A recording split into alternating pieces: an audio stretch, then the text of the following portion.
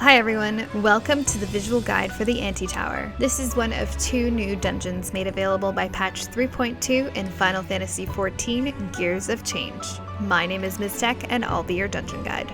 The trash here is relatively simple, with small gated areas that will have to be destroyed before progressing. Not much you haven't seen before. The first boss is Rago. This cute little guy will spawn AoE that should be avoided accordingly. He will spawn these musical bubbles around the room that will explode after a short time. Avoid these areas as necessary. He also has a pulsing frontal attack with no cast or telegraph that can be avoided by simply moving out of the cone. Still, players should ensure they don't linger in front of the boss. Throughout the fight, he will summon two ads that will start singing with him. Anytime this frog song is active, two players will be turned into toads and the group will suffer pulsing AoE damage. The two toaded players will be constantly targeted by ground AoEs and should avoid others during this time. An easy way to deal with this is to run in a circle on the outer edge of the arena. The rest of the group needs to focus down the two singing ads. Once they are killed, the toad players will regain control and the fight continues. When the boss casts Toy Hammer, he will pound the tank, stunning them for 10 seconds and begin to cast Odious Croak on them. This can be mitigated by popping cooldowns during the hammer cast, or by simply dispelling the concussion debuff once it's applied and having the tank move out of the cone. The fight will continue until Zero is down. This next section of trash is again not much you haven't seen. Watch for additional spawns and pick them up as necessary. The second boss is Ziggy. Ziggy has a long frontal cone and tanks should face him away from the group at all times. Throughout the fight, Ziggy will bring down 3 Stardust that slowly begin to cast Mystic Light, a point-blank AoE effect that grows in size until they are destroyed. As soon as they spawn, everyone should switch and destroy these as soon as possible, and then move out of the AoE appropriately. If these are not destroyed fast enough, the AoE will cover the arena and you will probably wipe. Shortly after this, Ziggy will tether to a random player and attempt to blast him to death.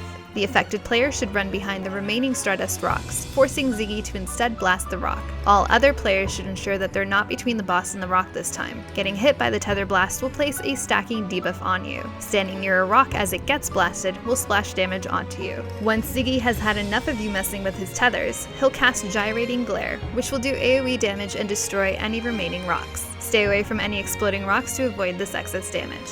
The fight will continue and more Stardust will spawn again, this time with some extra ads. Be sure to prioritize destroying Stardust before dodging the AoE and burning down the ads. Handle your tethers appropriately and continue burning down the boss. This last section of trash can be confusing. Avoid AoEs as necessary. The last boss is quite possibly the most uncomfortable and creepy fight we've encountered so far. In the first phase, the group will have to destroy 6 dolls that will continuously dance around and throw out AoE attacks. The Kalka dolls have a frontal cone and the Brina dolls have a mid-range donut attack. Avoid these as necessary. Once all dolls are destroyed, they'll reform into Kalka Brina, which the tank can pick up. She'll mark up a player with this marker and shortly after will blast them with Terrifying Gaze. If hit, the player will become confused and begin to attack their party members. To easily avoid this, simply turn your character around to avoid the attack. Tanks and healers should be on the lookout for Knockout, a massive tank crunch. Use cooldowns as necessary. When Kalka Brina casts Brace, you'll notice some familiar Ravana shields pop up. Attacking her from anywhere but the front will cause her to reflect all damage and knock you back. All players will need to attack from the front here. When she casts Dollhouse, 2 random players will be turned into dolls and lose control. During this time, Kalka Brina will continuously cast Slapstick, doing room-wide AoE. All unaffected players should free these players as soon as possible to reduce damage, especially if the healer is a doll. Continue avoiding their AoEs as necessary. The fight will continue until the boss is down. And there you have it, the Antitower. This patch might be the first where there is no clear favorite of the 2 new dungeons. Up next, we'll take a look at the lost city of Antitower Hard. As always, thanks for watching. Till next time.